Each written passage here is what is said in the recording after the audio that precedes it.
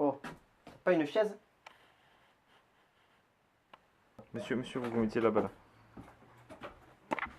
Professeur? Non, non, pas ici. Pas ici. Pas ici, là. Pourquoi? J'ai pas envie. Là. Ouais, vous vous mettez là.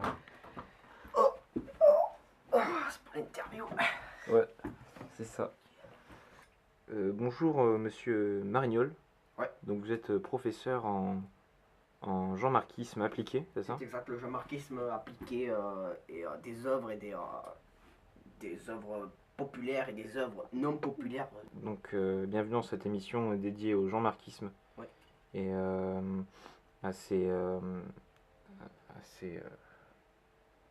défauts et Ses défauts, oui. Ses défauts, oui, surtout. En fait, et à ses qualités aussi quand même. Et donc c'est une émission que nous réalisons dans le but de montrer ce qu'est vraiment cette secte, ce groupe que peu de gens connaissent vraiment et critiquent des fois à tort.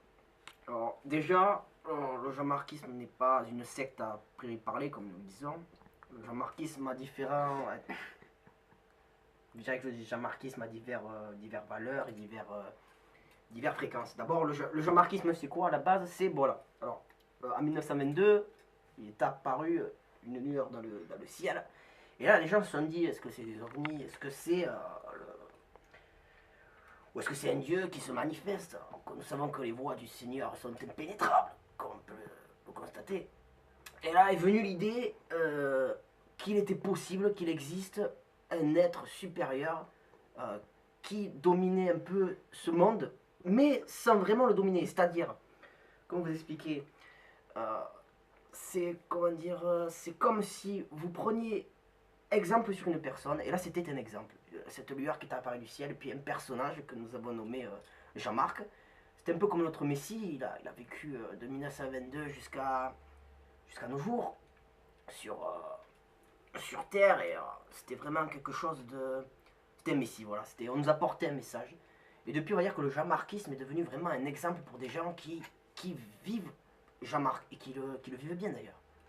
Et est-ce que vous pouvez nous dire plus précisément quel est ce message donc, que ce Jean-Marc nous a apporté?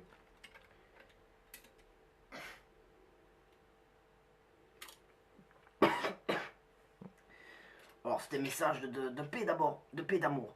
Surtout c'est un message qui dit n'en faites pas trop, mais n'en faites surtout pas assez. C'est-à-dire que dans la vie, on a l'impression qu'on se complique la vie, on est trop d'émotions, pas assez de vécu, pas assez d'imagination.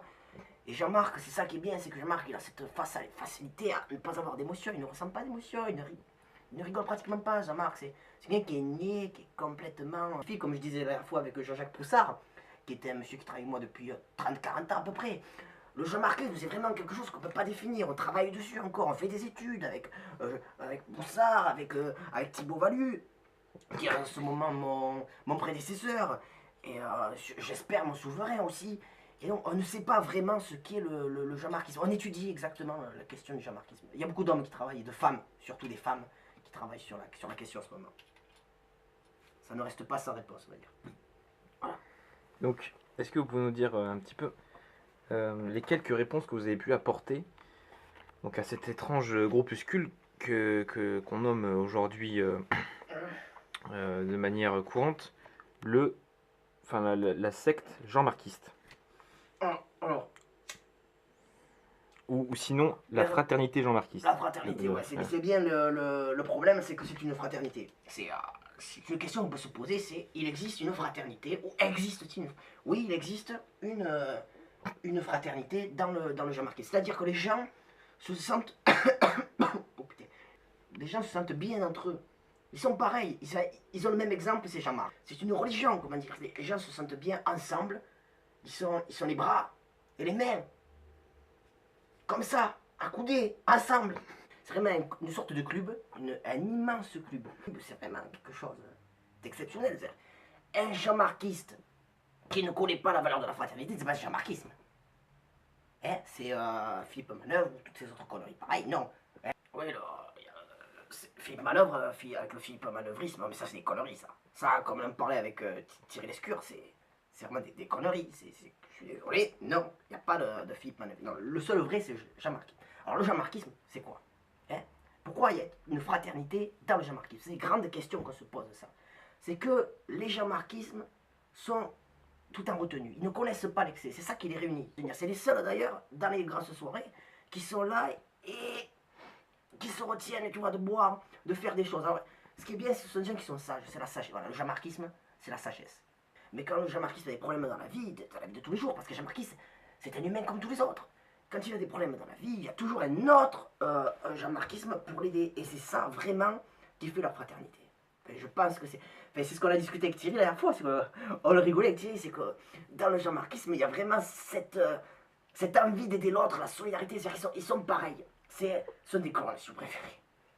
Comme on a rigolé avec Thierry la dernière fois.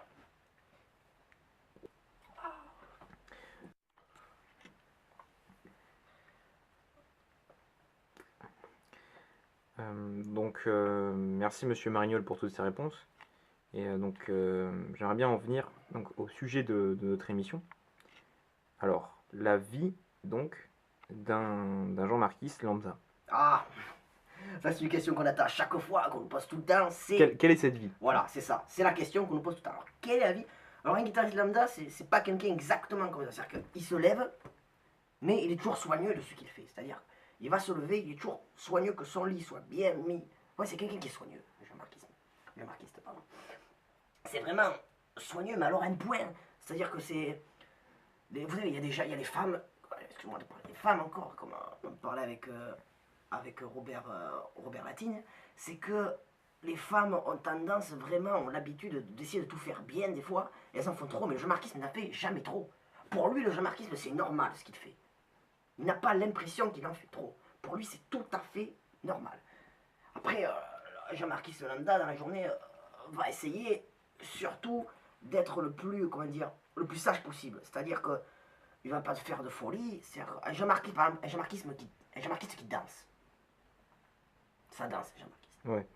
Ça danse, d'accord. Comme on a vu à la télé avec Thierry. Et comme on en voit, parce qu'on soigne des jean-marquistes aussi qui souhaitent devenir des filles manœuvristes. Bon, ça, c'est des conneries, ça.